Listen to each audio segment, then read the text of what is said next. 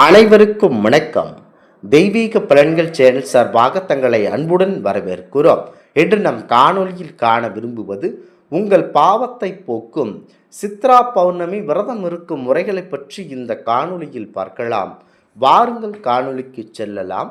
மறக்காமல் ஒரு சப்ஸ்கிரைப் செய்யவும். சித்ரா பௌர்ணமி நோன்பை எல்லோரும் சிறப்பாக கொண்டாடுகிறார்கள்.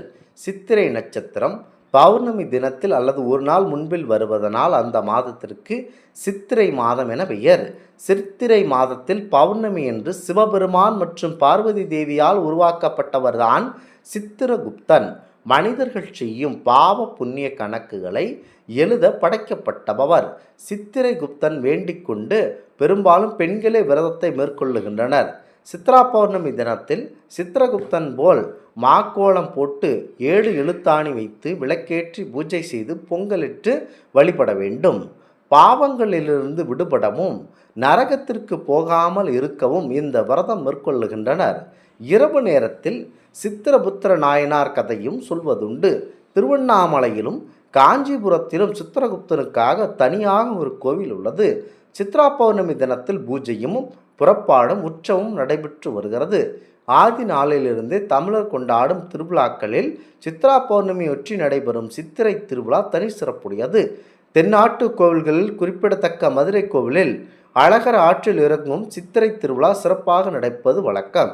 சித்ரா பௌர்ணமி என்று இங்கு தரிசனம் செல்வதனால் செல்வ வளம் பெருகும் என்பது ஐதீகமாகும். அது மட்டுமல்லாமல் அரவாணிகள் திருநங்கைகள் கொண்டாடும் கூத்தாண்டவர் திருவிழாவும் சித்ரா பௌர்ணமி அன்றுதான் நடக்கிறது. குற்றாலம் செண்பகாதேவி அம்மனுக்கு சிறப்பு பூஜை வழிபாடும் நடக்கும்.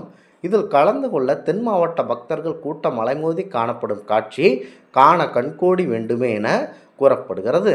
மாதந்தோறும் பௌர்ணமி வந்தாலும் சித்திரையில் வரும் பௌர்ணமிக்கென்று ஒரு தனி சிறப்பு உண்டு. புழுக்கத்தையும் வெயிலின் உஷ்ணத்தையும் சமாளிக்க இப்படி நீர்நிலைக்கு அருகில் மக்களை வரவைப்பதே இந்த சித்ரா பௌர்ணமியின் விஞ்ஞானபூர்வமான உண்மை. அதிலும் உறவினர்கள் நண்பர்கள் படை சூழ அமர்ந்து உரையாடி பாடி மகிழ்ந்து உண்பது எல்லோருக்கும் பிடித்தமான விஷயம்தான். அன்றைய தினம் பல்வேறு கோவில்களிலும் திருவிழாக்கள் நடத்தப்படுகின்றன. எங்கும் அதிகமான கூட்டம் காணப்படும். புராண கதைகளின்படி மனிதர்கள் பாவ புண்ணிய கணக்குகளை எழுதும் சித்திரகுப்தன் அவதரித்த திருநாளும் இன்றுதான். அவன் சிவன் வடித்த சித்திரத்தை கொண்டு உருவாக்கப்பட்டதாலும் சித்திரை மாதத்தில் பிறந்ததாலும் சித்திரகுப்தன் என அழைக்கப்படுகிறார். சித்திரை மாத பௌர்ணமியும் திதியும் சித்திரை நட்சத்திரமும் கூடி வருவதனால் சித்ரா பௌர்ணமி என அழைக்கப்படுகிறது. மாதத்தின் பெயரும் நட்சத்திரத்தின் பெயரும் ஒன்றாக. சந்திரன் சித்திரை மாதத்தில் சித்திரை நட்சத்திரத்தில் சஞ்சரிக்கையில் சூரியன் உச்ச பலம் பெறும் மேஷ ராசியில் சித்திரை மாதத்தில் வரும் பௌர்ணமி தினம் சிறப்பு பெறுகிறது.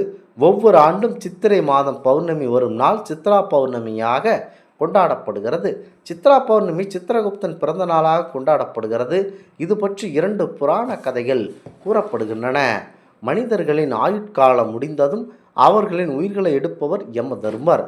அவர் செய்த பாவ புண்ணியத்திற்கேற்ப தண்டனைகளையும் கொடுத்து வந்தார்.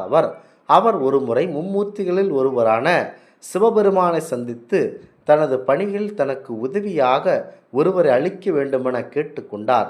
சிவபெருமான படைக்கும் கடவுளான பிரம்மாவிடம் கூறி ஒருவரை படைக்க வைத்தார்.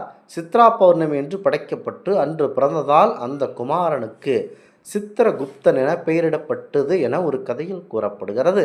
மற்றொரு கதையில் ஒருமுறை தனது மனைவியான பார்வதி தேவியை ஆச்சரியப்பட வைக்க வேண்டும் என்பதற்காக சித்திரம் அதாவது ஓவியம் ஒன்றிற்கு உயிர் கொடுத்தார். சித்திரத்திலிருந்து உயிர் பெற்று வந்த குமரான் என்பதனால் சித்திரகுப்தன் என பெயர் பெற்றார். இவரை யமதர்மராஜனுக்கு உதவி செய்ய சிவபெருமான் அனுப்பி வைத்தார் என கூறப்படுகிறது.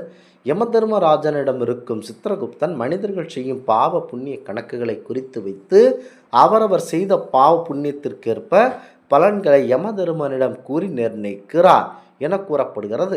சித்திரகுப்தன் கோவில் தமிழகத்தில் காஞ்சிபுரத்தில் அமைந்துள்ளது. இந்த கோவில் காஞ்சிபுரம் பேருந்து நிலையத்திலிருந்து அருகில் அந்த பேருந்து நிலையத்திற்கு அருகில் அமைந்துள்ளது. சித்திரனை சித்திரகுப்தனை கர்ணியர் சமூகத்தினர் குலதெய்வமாக வழிபட்டு வருகின்றனர். இக்கோவிலை சோழகுலத்தைச் சேர்ந்த அரசர் சென்னிவளவன் என்பவர் கட்டினார் என கூறப்படுகிறது. இந்த கோவில் சித்திரகுப்தன் இடது காலை மடித்து வலது காலை ஊன்றிய நிலையில் காணப்படுகிறார்.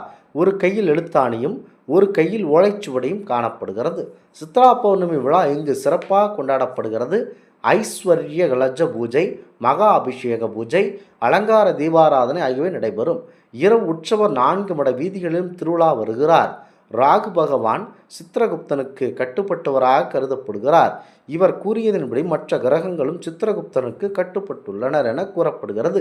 ராகு தோஷம் உள்ளவர்கள், திருமண தடைப்பட்டவர்கள் சித்திரகுப்தனை வழிபட்டால் ராகு தோஷம் நீங்கும். திருமணத்திற்கு இருந்து வந்த தடைகளும் நீங்கும் என நம்பிக்கை நிலவி வருகிறது. சித்ரா பௌர்ணமி என்று காலையில் குளித்து முடித்துவிட்டு பூஜை அறையில் விநாயகர் படத்தை நடுவில் வைத்து சிவனை எண்ணி பூஜை செய்ய வேண்டும். சர்க்கரை பொங்கல் செய்து படைத்து அதனை எல்லோருக்கும் அளிக்கலாம். பழங்காலத்தில் சித்ரா பௌர்ணமி என்று ஆற்றங்கரையில் உரல் தோண்டி அதற்கு திருவுரல் என பெயர் சூட்டி அங்கே இறைவனை வரச் செய்வர். சித்திரை மாதத்தில் தாராளமாக கிடைக்கும் மா, பலா, வாழை போன்ற பழங்களை இறைவனுக்கு படைத்து பூஜிப்பர். இந்த நாளில் உறவில் நண்பர்களுடன் நதிக்கரையில் உரையாடியபடி உண்பதுதான் பழங்காலம் தொண்டு தொட்டு இருக்கும் வழக்கமாகும்.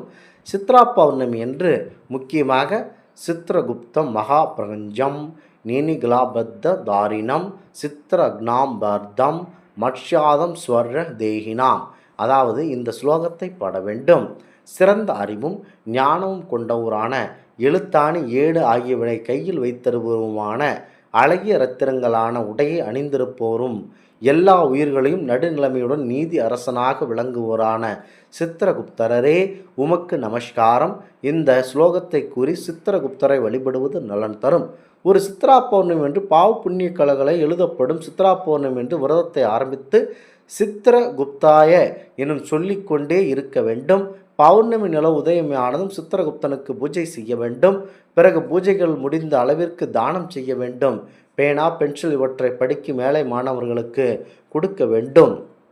முக்கியமாக உப்பு சேர்க்காமல் ஆகாரம் உண்டு விரதம் இருந்தால் சித்திரகுப்தன் நம் பாவ புண்ணிய கணக்கை எழுதும்போது புண்ணிய கணக்கை அதிகப்படுத்தியும் பாவத்தை குறைத்தியும் எழுதுவார். கற்புக்கரசி கண்ணகிக்கு மங்களாதேவி கோயில் எனும் பெயரில் கேரள தமிழக எல்லையில் அமைந்துள்ளது. ஒவ்வொரு ஆண்டும் சித்ரா பௌர்ணமி என்று கண்ணகி கோயில் திருவிழா நடைபெறுவது வழக்கம். இந்த ஆன்மீக தகவல் உங்களுக்கு பிடித்து இருந்தால் தெய்வீக பலன்கள் சேனலை கண்டிப்பாக சப்ஸ்கிரைப் செய்து கொள்ளவும். மீண்டும் ஒரு நல்லதொரு காணொளியில் உங்களை சந்திக்கிறோம். நன்றி, வணக்கம்.